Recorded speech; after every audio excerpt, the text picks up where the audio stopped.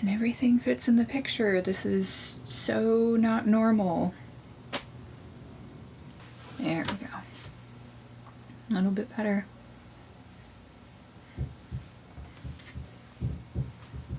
Maybe. Okay, anyway. Hey everyone, Random Randy here. This is going to be a relatively short episode of Craft Confessional, but I haven't done a video in a while and it's almost Halloween, and you all know that Halloween is like the best time of the year for me and for a lot of people in the yarny community. Halloween is, quite frankly, better than Christmas because candy and other fun things. So I don't know how long this battery is going to last because it has been sitting in stasis for forever, and I don't mean the flashy batteries, so hopefully nobody is sensitive to lights. If you are, just like put your hands here so you can't see, I guess. Anyway, it's been a bit since I did a video. Life is insane. You all know about the stuff that's going on, and if you don't know and you want to know, then pop over into the Facebook group Random Randy's Random Family, because we are being watched. So hey, people checking this out, I'm glad you're having to waste your time, and we'll leave it at that. But I actually have a few things done. I've actually been stitching a little bit more than I had been. I have not been sewing as much as I would have liked to. I had a whole bunch of things I was hoping to get done for Halloween that are spooky themed fabrics, and it just, with me going back to in-person classes now and getting clinic hours in for my massage therapy license and trying to do distance learning stuff with the kids and all these other things that are going on, it's just, I've only got so many hours in a day, and as much as I try to tell myself I don't need to, I do kind of need to sleep sometimes, just a little bit. So anyway, I'm going to show you the few things I have finished, and it has been so long since I finished them. It's actually been almost 3 weeks, I think, since I finished these. I made all of these in the same week and pretty much haven't crocheted hardly anything since. So yeah, so I have 3 hats here, and I cannot remember the name of this pattern off the top of my head because it's been so long, so I will pop the name up here and leave the link for it down below, because these two are the same pattern. One is a messy bun style and one is a completely enclosed hat, and they're both from Happily Hooked magazine, which I'm gonna talk more about that once I get done showing the things that I'm finished with. So anyway, these two things are the same hat pattern. Like I said, I can't remember the name of the thing because it's expecting me to maintain anything that isn't relevant to school or my children right now is just, there's no bandwidth for it right now. Gotta do what you gotta do, right? So this hat, unfortunately, you cannot see the stitches in it because as much as I love this yarn, it is not suitable for a textured pattern because it is so busy you can't see the stitches, and that makes me sad. So I actually don't remember the name of this yarn, but I know that it is a Hirschner's Holiday Glittery yarn that I don't believe you can get on their website anymore, which is also a catastrophic bummer. I think I might have half a skein of it left. But it is all these nice Halloween colors, and this was following the pattern to the letter. Unfortunately, following the pattern, the hat still ended up being kind of long, and it's supposed to be form-fitting. So if you fold up the brim a little bit, then it fits tight on your head like it's supposed to, but then it looks kind of funny, so I did like the pattern overall though. The braided back and forth puff,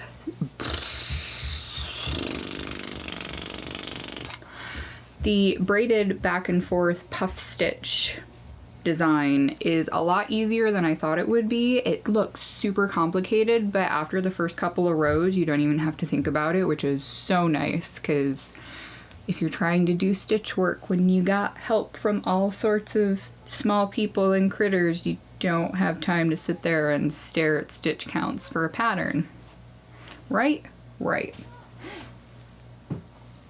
So this is the other one, and this is a messy bun version. This is made with a sweet roll. Was it a sweet roll? No, I take that back. This was part of what was left over from a Karen Big Cake, I believe. Tiramisu, maybe? Anyway, so this is not exactly to the pattern. I actually made it one repeat of Brady puff stitches shorter than it called for, and it's still kind of longer than I like it to be for it to be snug, because this is supposed to be a messy bun hat, so it's supposed to be like right on your head, and this still folding up the bottom, which then covers up the first layer of stitches. It looks okay, I guess, but it's just, I don't know. So modification of the pattern is required to get the effect I am looking to achieve. I do like it though. I really do like that textured braided look. It's really cool. It's very in right now, especially combined with a striping yarn. It would also look really good with a solid too. But as I discovered, variegated glitter yarn, as much as Randy loves the glitter and the Halloween colors, not so good. No, it's not. Yeah. So there's those two. And this is just a regular textured beanie. I was looking for something that was kind of a more gender neutral, more masculine-ish hat. And I made this longer than the pattern called for. I cannot remember the number, but this is a Bag O' Day pattern from Bag O' Day Crochet. It is one of Crystal's patterns. I just followed the video. It is very easy once you get the hang of it. It is done top down, which I was not expecting, but it was very cool. And this is Red Heart with Love. I think the color's Hunter Green, something like that. But I thought that this would be good for men and women, or anybody in between. But I made it a little bit longer because even if it's a beanie, God, what are my bangs doing? Even if it's a beanie, I want it to cover my ears. And if I had stopped it where the pattern said to stop it, it would have been like here, and half of my ear would be hanging out, and I don't like that. I come from a cold place. You don't want your ears to be cold in the winter. That's just dumb and doesn't make sense. So if you're going for a hat that is warm and textured, this is a good one. It's pretty easy. I think it would work well with any solid colors. I don't know about striping yarn. Meh. And I feel like a variegated might kind of deter from the texture depending upon what it is. Like a tweed style yarn with like colored flecks, cool. Funky all over the place yarn like this, no. So that is the only, oh my god, I have something in my eyelash.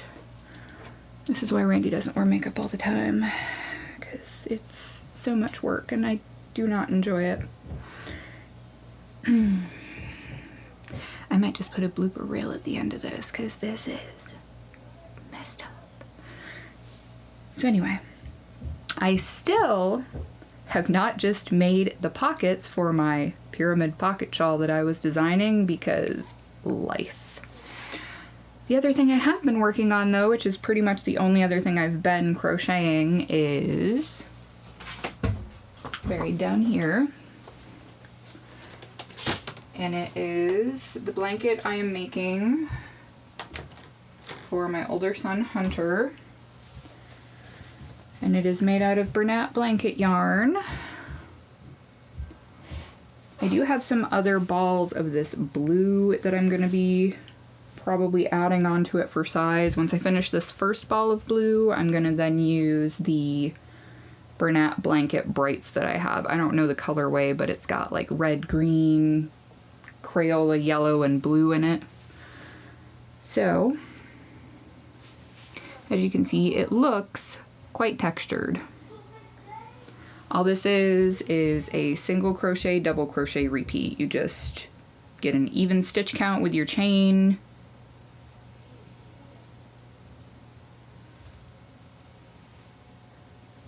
You just get an even stitch count with your chain, do single crochet, double crochet, all the way down to the end. Whatever stitch you end on, if somehow you end up with an odd number of stitches, because sometimes that happens. Whatever stitch you end on, you do the opposite stitch for starting the next row. So if you end on a single crochet, your first stitch for the next row, once you turn, is going to be a double crochet, and vice versa. If you end on a double, then you start on a single. And you just keep doing that back and forth, and it gives it this really nice, thick texture to it. So it's going to be this cream and blue and the rainbowish bright color. But Hunter wanted a warm, heavy, fuzzy blanket, and the one that I made for him before has disappeared into the ether. So, problem solved. And I get to burn through more yarn. Yay! And for that, I am using a 9mm, which I do not need a license to carry. This is a Susan Bates hook with the bamboo handle, and the only ones of these that I have with the bamboo handles are the big hooks, and unfortunately this one is kind of loose, so I'm not sure if I want to pop a drop of E6000 on there and then just stick it back in so it'll actually stay. I don't know, we'll see. But I'm using this hook for the big blanket. And aside from that, with the giant stack of bags I have cut, the only one I've actually finished is this one right here. And I don't know if I'm even gonna have time to put it up in my Etsy shop before Halloween, because I've got class tomorrow. I have to drop the kids off to their dad tomorrow. They both have classes tomorrow. Yeah. Okay, so you have seen me make things with this fabric before. I actually still have a little wristlet purse that I made with leftovers from this fabric. I actually got more of this year because I like it. Actually, I take that back. I got this last year and didn't get to do anything with it last year either. So I got a step farther this year. Maybe for Halloween next year, I'll actually have all of these bags sewn and put together. Maybe. But rather than the tote bag style, which I have adopted for the most part for pretty much all of my bags now, this again has a wrist strap or hanging strap if you're a person who keeps your bags on the wall on a grid or whatever, and a drawstring. And the inside is this really pretty cream damask print, if you can see the pattern at all there. This is the only bag that I got done this month with everything that's going on. I've got a stack of them there on my desk that's halfway sewn, and who knows. I know that people like spooky prints year round, so it doesn't really matter, but you know, I was kind of hoping to have a whole stack of them done and just chuck them out the door for Halloween, and here we are, life happens, right? Whatever. So, moving on to the Happily Hooked thing. I'm gonna take this plastic off first so it doesn't crinkle. So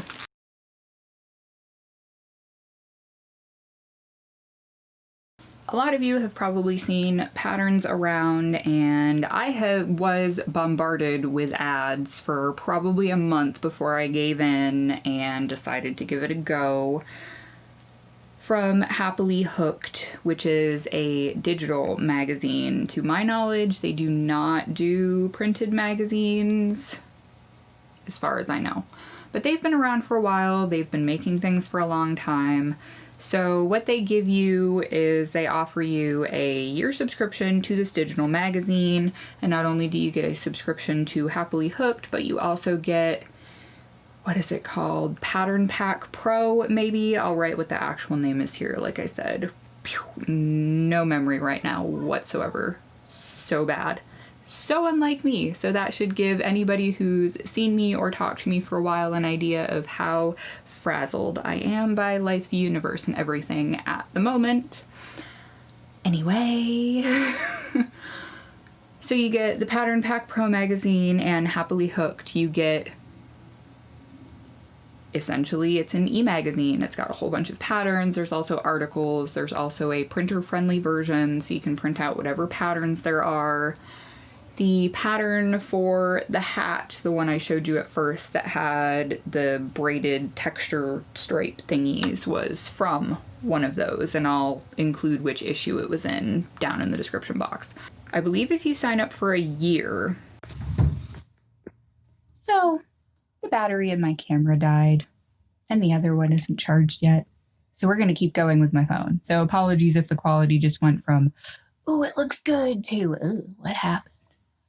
So anyway, Happily Hooked. When you sign up for a year, which I believe was $54.99, you get this super cool project bag that has little eyelets for your yarn to go through. And I have not even opened it up until now, so yes, it is still compressed flat from shipping. And you get an entire set of these ergonomic hooks, which I already have, and I am not a terribly big fan of the style of the head of the hook, because I like Susan Bates inline hooks, and those ones they just drop the yarn constantly for me. So I will probably be giving them away at some point. I'm not sure when. But you get the hooks and the bag, and you get, like I said, 12 issues of Pattern Pack, whatever, and Happily Hooked magazine, which is a lot of stuff. Oh my goodness, so much stuff. And then they also had the option to become a lifelong member of Happily Hooked, and then you get all of their back issues of the magazines. And I cannot keep holding this with one arm. I have big arms, but they are going to fall off. So I'm going to try to wrap this up as quick as possible. So it sounds like an insane amount, but considering how many patterns you get and the fact that you're set on getting, I'm sorry, this is wiggly, guys. This is honestly pissing me off. Considering that you will be getting the magazine for as long as it exists, and you can download all of the past ones in PDF form, which is super cool, and then you get to keep them forever. It hurts to say this, $200 plus price tag, I would say is worth it. There are a variety of different types of patterns. It's not just hats. It's not just baby stuff. They even have a few issues specifically dedicated just to things to crochet for men, and we all know that there are not nearly enough of those.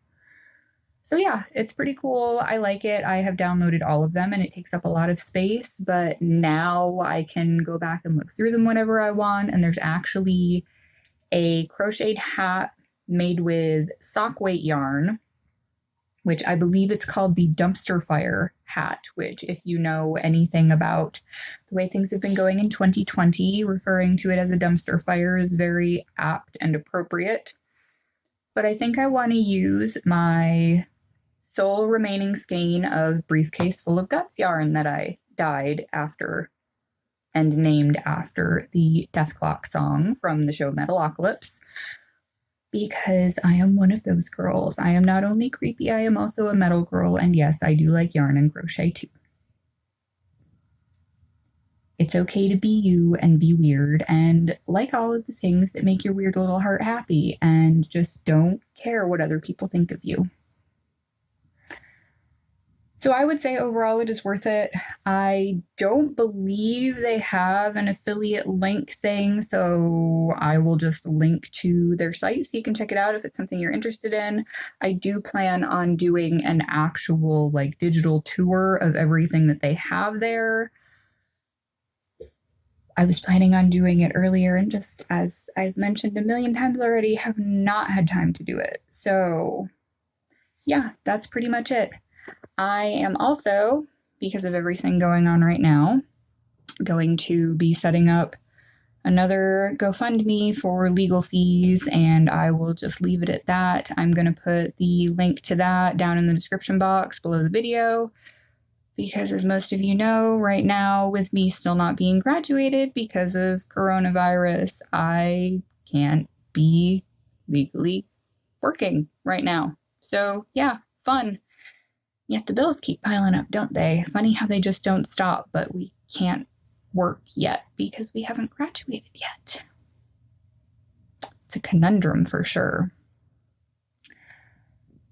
Yeah, and if you're interested, there's always stuff in my Etsy shop. I have a whole bunch more hats and things that I'm hoping to be listing soon because we are finally getting into colder weather. So I guess I'm going to call that a wrap for now because my arms are shaking and about to fall off, and I'm sure you guys are getting motion sick at this point. So thank you so much, everybody, for tuning in and watching and hanging out with all of the weirdness that is me here from the new and improved mom cave that eventually I will get that video edited so you guys can see what all I did to it. And yeah. I will catch you all in the next one, whenever that may happen to be. Hopefully in another couple of weeks and not a month, but we will see. Thanks so much for watching, guys. Take care. Bye.